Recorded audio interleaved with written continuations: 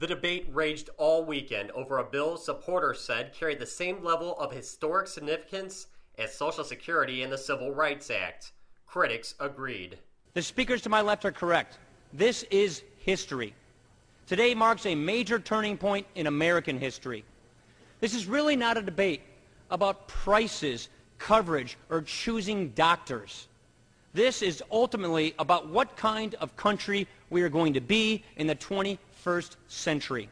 Protesters who traveled to D.C. and those who called the representatives made it clear exactly what kind of country they do not want to be. Why has this decision become so personal to our constituents? Why are so many people swarming the Capitol today? Why have we received 100,000 calls an hour from around the country? It's because health care affects every one of us. And yet here we are, debating whether the government should have a bigger role in making those personal decisions. Over here is just a sampling of all the letters that I've received from constituents in Wisconsin begging me to fix our broken health care system. And this is just in the last year. Representative Tammy Baldwin took calls both for and against the bill, but her position was unwavering. Well, tell me your thoughts on it. Why do you oppose the bill? Let me just answer your bottom line question is, yes, truly in my heart, I think this is something that is going to help so many people that I represent, your neighbors, your loved ones, your friends, and I wouldn't vote for it unless I did. But I really do appreciate all of your points that you shared with me, and the several other lines are ringing, so if you wouldn't mind, I also want to spend a little bit of time with some of the other constituents. Representative Paul Ryan was not wavering in his position either. He pleaded with his colleagues that the vote they were about to take was about much more than health care. America is not just a nationality. It's not just a mass of land, from Hawaii to Maine, from Wisconsin to Florida. America is an idea. It's the most pro-human idea ever designed by mankind.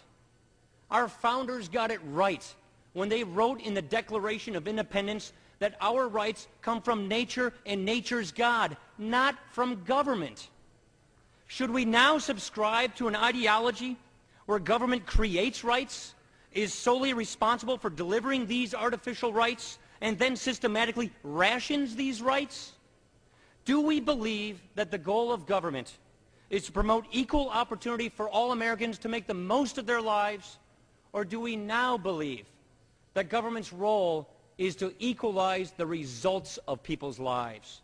The final vote total was 220 to 211. All Wisconsin Republicans voted against the bill, and all Wisconsin Democrats voted for it. This is an incredible feeling. I've just come from the House floor where we cast our votes on the health care reform measure.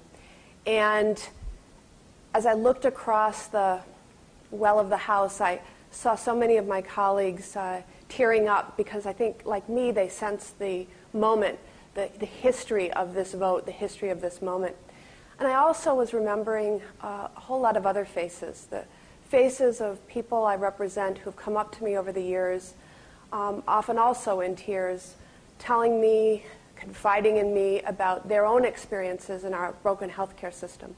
I mean, I'm thinking of families who have had to lose their home in bankruptcy because medical bills have overwhelmed them. And I think of the mother who tells me, I can't get insurance for my daughter because she has a pre-existing health condition, and the desperation she feels. And I thought about all those faces and the fact that tonight, with this vote, we have finally stepped forward and responded to these pleas for help.